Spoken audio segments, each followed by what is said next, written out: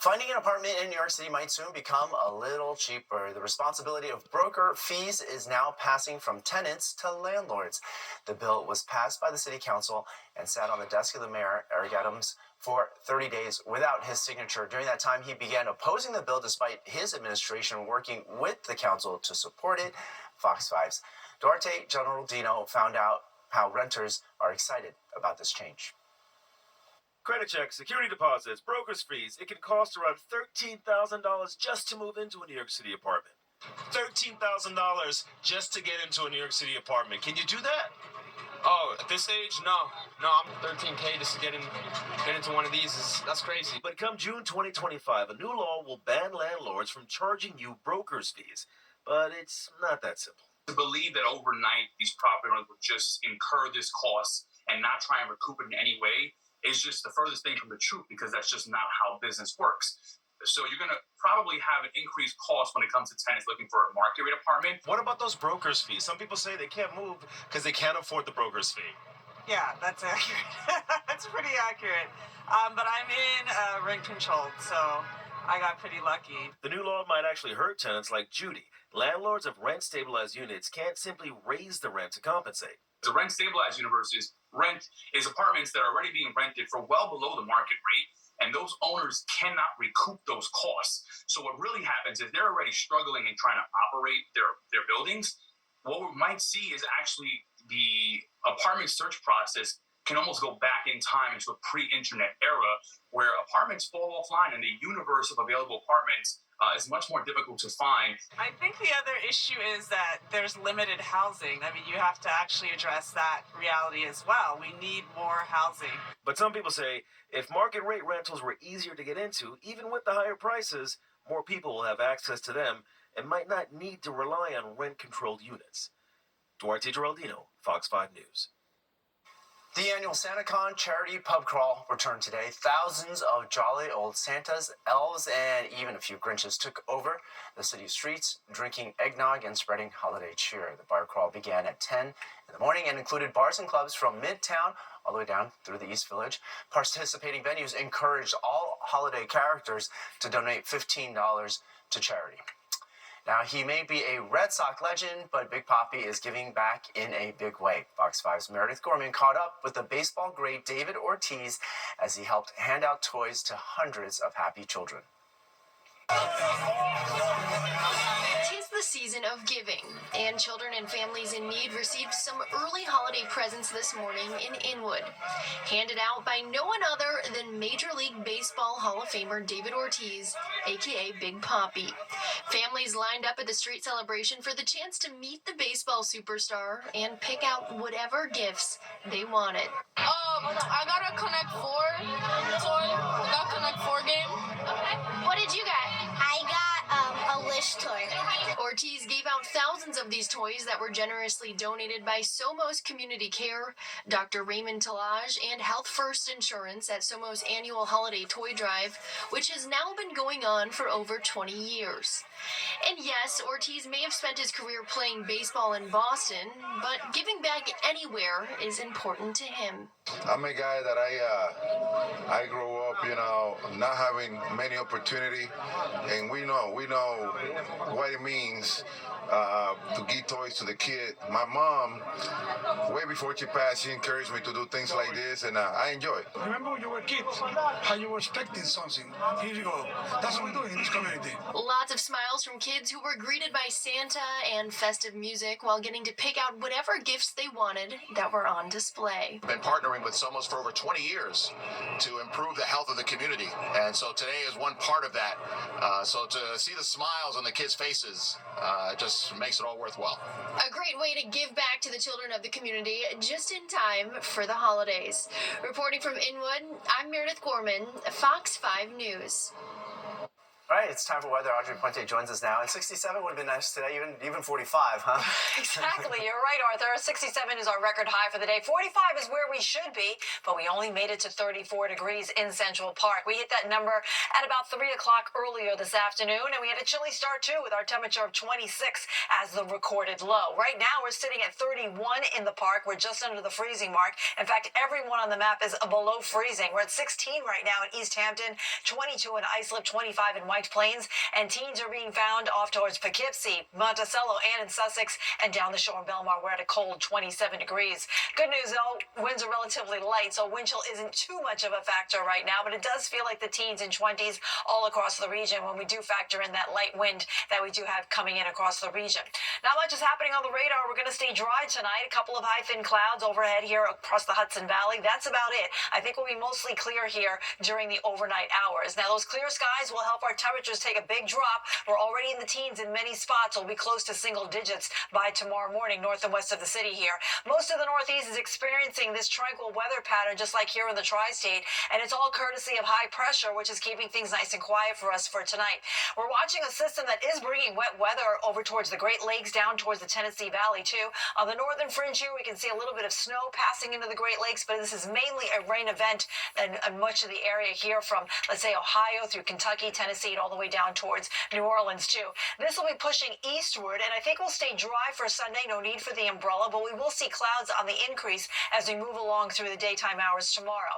That'll be because high pressure is going to be moving out to the east, allowing for that system to come in from the west. So we'll start out with some peaks of sun early in the day, and then generally we'll have a mix of sun and clouds as we move along for the first half of the day. Then in the afternoon, the clouds thicken up. We could get a couple of stray showers kind of as a precursor here by the afternoon, but the main event should hold off until late tomorrow night. Probably closer to midnight, we'll start to see rain invade the tri-state area. And there could be some patchy snow, too, well off to the north. And because of the snow and the ice possibility off to the north, the National Weather Service has issued a winter weather advisory for the county shaded in purple here. This goes into effect tomorrow night after about 10 p.m. and will last until 9 a.m. on Monday. So Monday, the rain showers and or snow showers will be lingering for the commute. So you want to plan ahead for Monday morning, as you could be slowed down with some slick roadways across the region. Not the case tonight. It's going to be cold across the region. We're dropping down into the 20s in the city. We could have some single digits in some of the suburbs, I think mostly north and west of the city, maybe out towards the Pine Barrens and eastern Long Island, too. 41 will be tomorrow's high temperature, so a little better than today, but still a little bit below average for this time of year. Clouds will increase. Rain arrives after about midnight. It'll be here for Monday morning, and then we'll dry out by the afternoon. Temperatures go into the 50s as we go into Tuesday and Wednesday, but we do see some chances of rainfall over the next several days. Temperatures will cool back into the 30s by the end of next week. Arthur? All right, thank you so much, Audrey. Well, the lack of rain thus far is not going to stop you from finding that perfect tree. A Long Island farmer coming back from break will show us a solution to growing stronger, longer-lasting Christmas trees. A Long Island Christmas tree farmer is not letting the recent summer drought get in the way of his sales this holiday season. Fox 5 Jody Goldberg shows us how this farmer is combating the difficult weather to ensure people get their perfect tree. Timber, Let it fall. what do you look for in a Christmas tree? Symmetrical, fullness. It has to come to that point so that it holds the star the right way. Something that's going to feel very Christmassy and homey in the house. Tall, of course, because I'm kind of tall. And how soon can you buy one? I think right after Thanksgiving, though, you can officially start planning the Christmas season and get the tree up. Elwood Christmas Tree Farm started selling trees the day after Thanksgiving. And since then, owner Lee Itzler says he's been busy. Both pre-cuts and regular. His 22-acre farm draws people from Manhattan to Montauk, and unlike other tree farms that may have suffered from the late summer drought, Itzler says putting seedlings in pots several years before lining them in the field gives his tree stronger roots. A tree that's 7, 8, 9 years old can tolerate a certain level of drought. As for how long they'll last, Itzler says if you're cutting it fresh from the field, you shouldn't have to worry about making it to Christmas or even after. Christmas trees, they won't show death until perhaps a month later. One of the tricks, if you want to see if you're buying a healthy tree, you can gently pull on the branch to see if any needles come off, you could also scratch the bark to make sure it's still green. All trees naturally drop up to 1/3 of the needles, and they always come from the inside. So if you have needles dropping on the outside, you have a problem. But to avoid a problem, Itzler says make sure there's plenty of water. As for urban myths, what about sugar or Sprite? The leaves transmit sugar down, and all they want from the roots is water and possibly nutrients. Itzler says tips and tricks on TikTok and other social media platforms aren't always right. So what can you do? You want to keep a tree away from a heat source. Keep the room as cool as possible, and for sure, at night turn your lights off when you go to bed. Christmas tree secrets even Santa wouldn't tell. On Long Island, Jody Goldberg, Fox 5 News. A rash of reported drone sightings have people in New Jersey abuzz. Up next, we're taking our questions to the experts who are telling us how to tell the difference between a drone and a plane.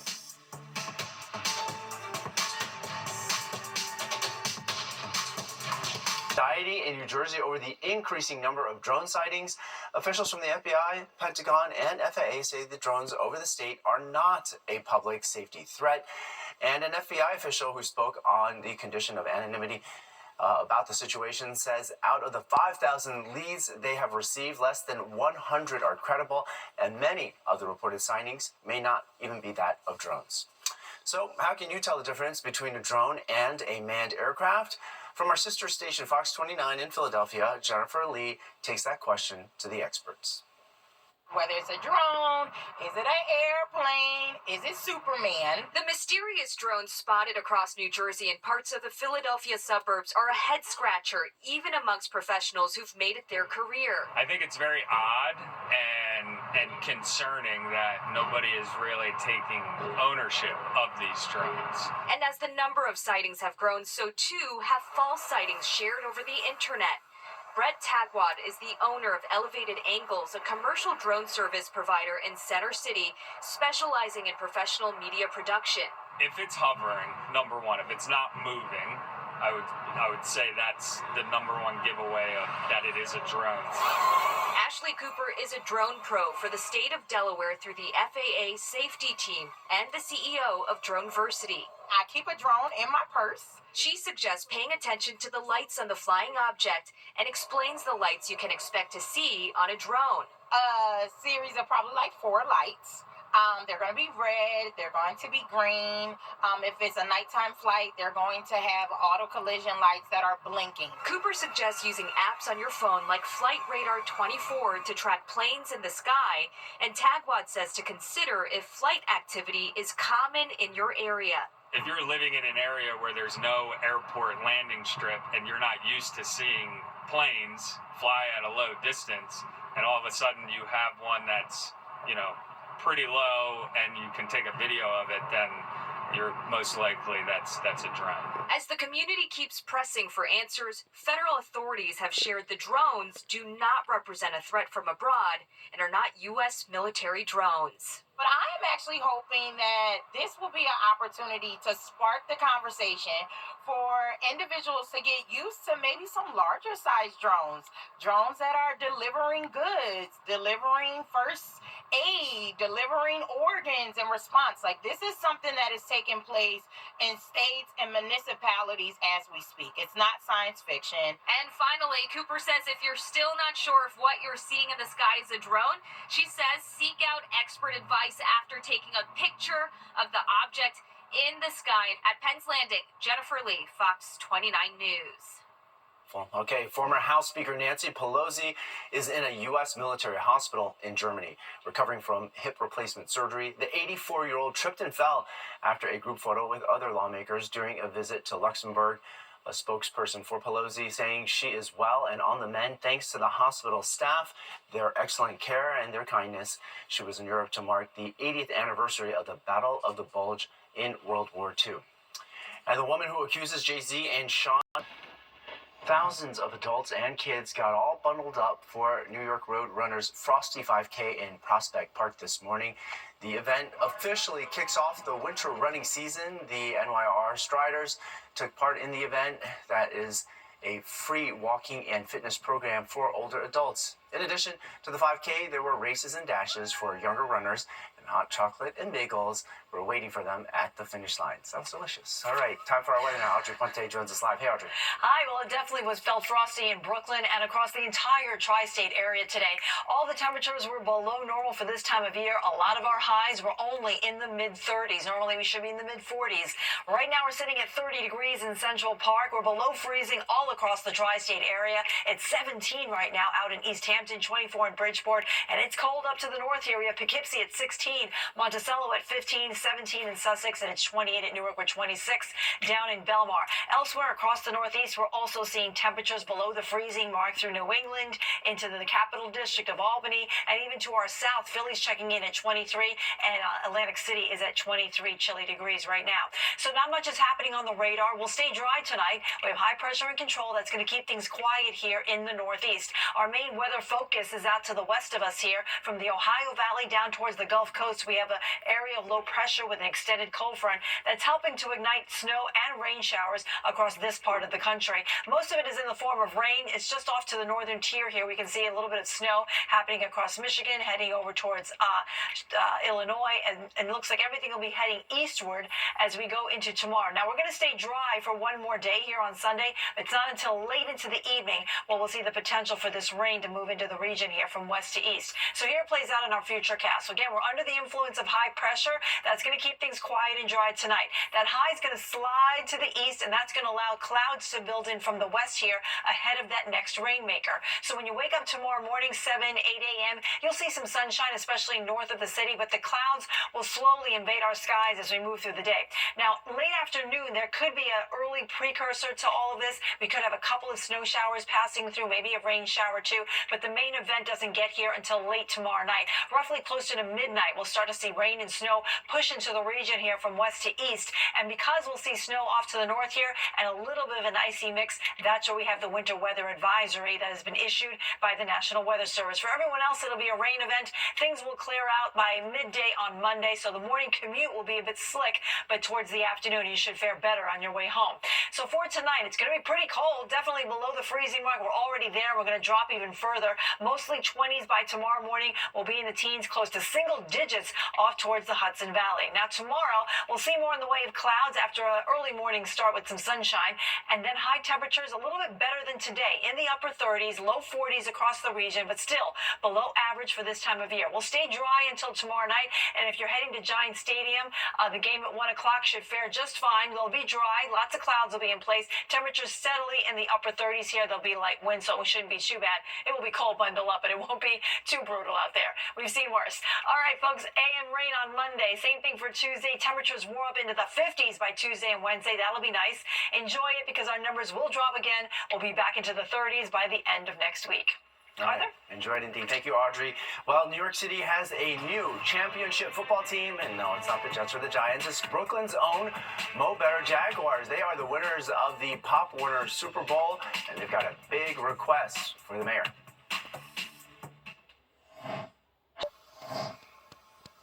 We first introduced you to the Mo Better Jaguars football team last week as they were headed to Florida for the Pop Warner Super Bowl. It is one of the biggest youth tournaments in the country, and the team from Brooklyn just won the whole thing. Fox 5's Jessica Formoso caught up with them after their big win. Coach, on behalf of the National Pop Warner office, I want to present to you this 9U Division II championship trophy. Job well done. Look right there. The Mo Better Jaguars football team from Brownsville, Brooklyn, crowned national champions. So amazing. It means a lot because we get to represent where we came from, and we get to bring back something great. The 8 and 9-year-olds traveled to Florida last week to compete in the Pop Warner Super Bowl, a Little League version of football. The team was undefeated throughout the entire season. Once on the field in Orlando, they faced some adversities, but that didn't stop them. I told my team it's okay because we still got that. We're good. In the end, the Mo Better Jaguars came out on top with a 13-7 win, making some amazing plays. Running back and receiver Ron Rolock pulling an Odell Beckham-like one-handed catch. I just ran the route, I seen the ball, and I just caught it. It's that easy. It's that easy. But their trip to the Super Bowl almost didn't happen. At one point, the team needed to raise $47,000. The community rallying behind the boys to make their dreams possible. The owner of Junior's Restaurant and Bakery alone donated $10,000. I got phone calls and funds came in from a lady talking to me about $10 to thousands of dollars. And it's unexplainable. And I'm still in a dream. Coach Keith Lackerson says this win means the world to the boys. I'm still like shocked and lost for words and still trying to like soak it all up. All I do is teach them and tell them what they got to do, and they go out there and execute. The team is heading back to New York on Saturday. There are plans for a celebration here at home, but they are asking the mayor for a victory parade. I'm Jessica Formoso, Fox 5 News. And why not? All right, Jennifer Williams here now with a check of what's coming in sports. Hey, Jennifer. Arthur. Let's get a final check of the weather with Audrey. Well, Arthur, it's going to be a chilly night tonight. Temperatures will be below the freezing mark across the region and well below the freezing mark in places like Monticello, into Sussex, as well as over towards Poughkeepsie, where overnight lows will be about in the 20s in and around the city and across Long Island. Tomorrow's high temperatures a little better than today, but they'll still be below average for this time of year. We'll have increasing clouds. We'll stay dry until late into the evening. That's when rain comes into the picture here, and we could have some snow and ice to the north. That's where we have winter weather advisories in effect for tomorrow night. Start out with rain on Monday morning. It'll dry out by the afternoon. Temperatures will be rising into the 50s by Tuesday and Wednesday. We're a little unsettled this week. There'll be some chances of rain. It won't be a complete washout, but you'll have to dodge some rain showers from time to time. Temperatures drop back into the 30s by this time next week. Arthur? All right, thanks so much, Audrey. Let's end with this. These Santas may be too big to go through a chimney. Giant Santa Claus inflatables appear to be taking over one Utah neighborhood. Video shows the large lawn decorations at just about every corner. The woman who shot this video says she saw about 50 of the enormous decorations, proof that these neighbors are in the holiday spirit. And that's all we've got for tonight. You're all caught up. If you've missed any part of the 10 o'clock news, you can always catch an encore on our free streaming app, Fox Local. Just scan the QR code on your screen to download the free Fox Local app on your phone, where you can then stream our newscasts anytime. Have a terrific night.